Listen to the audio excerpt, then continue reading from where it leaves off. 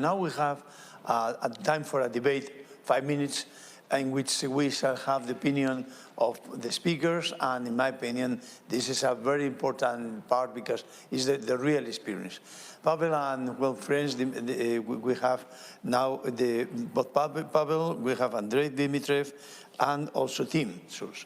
And my question to you is, which are the differences that in the practice of cataract surgery you find using CAPSULASER? For instance, the management of cortex is kind of different. We need to optimize the size to what we need, but we can optimize the size to a very large amount of diameters. Which are the main differences that the new surgeon using CAPSULASER can find when facing the first cases with CAPSULASER? Pavel, you are one of the most experienced, so I would like to start with you. Thank you. Thank you for inviting us, Jorge. Well, I think, because I do a lot of femtosecond laser cataract surgery, but I prefer more and more CAPSULASER because it's more straightforward, easier to perform. It's a better, workflow. You don't need to manipulate the patient through one room to another room or to manipulate with the patient from the laser under the microscope. And at the same time, it provides the best capsulotomy in regards of strength and mainly centration. And I think this is super important, especially with the trifocal lenses, with EDOF lenses. So I really like that. And I think it was really nicely demonstrated by both Andrzej and Milton, how strong the capsulotomy is. I think Andrzej just pushed the eye with the capsular ring all the way outside of the microscope view and of the screen, just demonstrating nicely how firm this capsulotomy is to withstand that pressure. So I think that's very reliable. And we also have this edge blue stained, so it increases the visibility for the challenging cases. So to me, it's it's straightforward. I think you can build a very nice business model over that. Patients like to be operated by laser, and it's so much easier compared to the femtolasers. Very good. And do you find tags to be frequent in your practice, Pavel? Well, they are not frequent at all, but we can see them sometimes. But you just pick up the capsula with your endoforceps or capsulorhexis forceps and get it out, or you can even simply aspirate that central capsula directly with the phaco tip. So it's not a clinical problem. As long as you stain the capsula properly, you get a very nice cut. Very good. Tim, you have shown a very interesting case, especially difficult, in which you use the CAPSULASER very successfully. Do you use regularly in these special cases CAPSULASER, or do you reserve them for the normal cases? So at the moment, I love to do both. Regular cases, we have the huge advantage for premium IOLs with the mountaintop sign or this landmark we can see.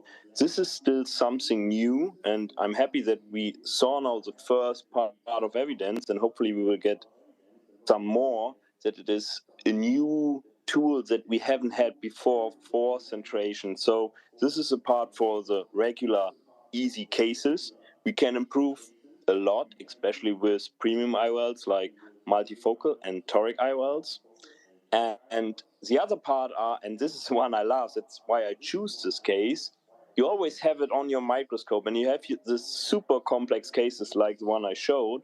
You always have the option, okay, just bring it in and use it, just to do a case that maybe is with hand impossible. So I'm not sure if I would have been able to do a capsulotomy in the case I showed with my hands. Maybe I will have lost the few zoniates he had, and we have so many cases of this.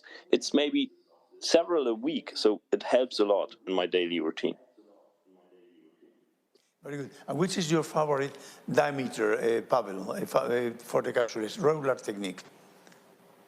We typically go with 5.2, but with such a perfect centration, you can even enlarge to 5.5 because, it fits so tightly.